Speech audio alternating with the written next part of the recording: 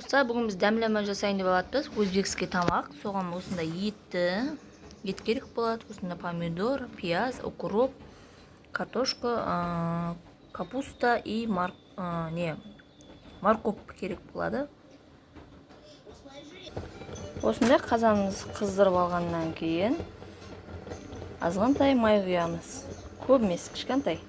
Етіне байланысты, егер ет майлы болса, онда май құймаймыз. Одан кейін осында майлы еттерімізді астына салып аламыз.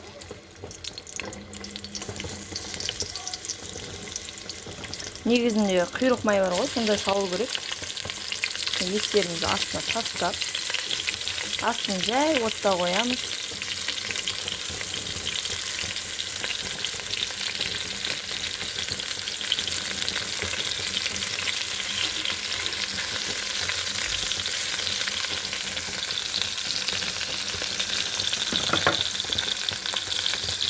Сосын тұз салып,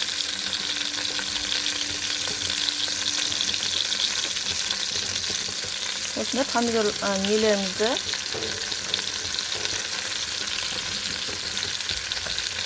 пияздарымызды салып аламыз.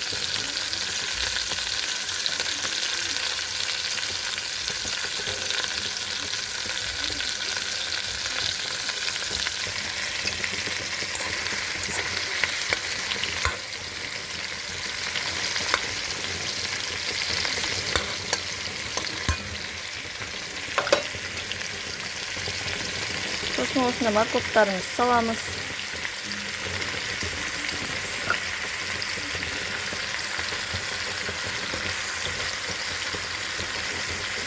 Содан картоптарымызды теріп шығамыз.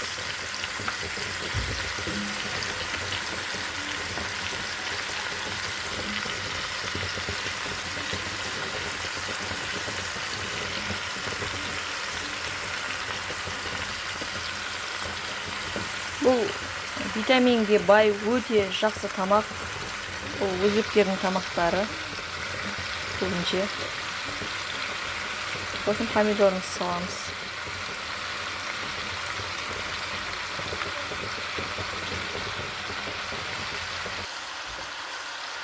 Осында помидорларымызды теріп алып,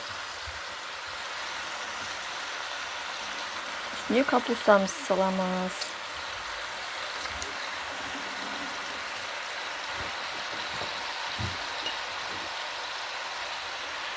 Осында универсальный дәмдеуіш салып жіберіп арасына. Сосын тұз саламыз. Тұз бағанасына салдық. Азғантай.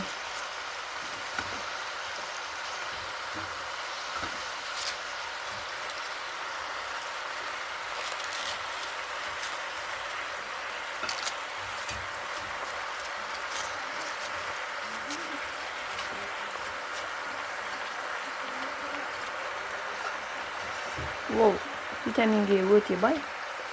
Сосын бұл дәмлеменің дәмді болатын сыры осындай сармай қосамыз. Үстіне салып жібереміз.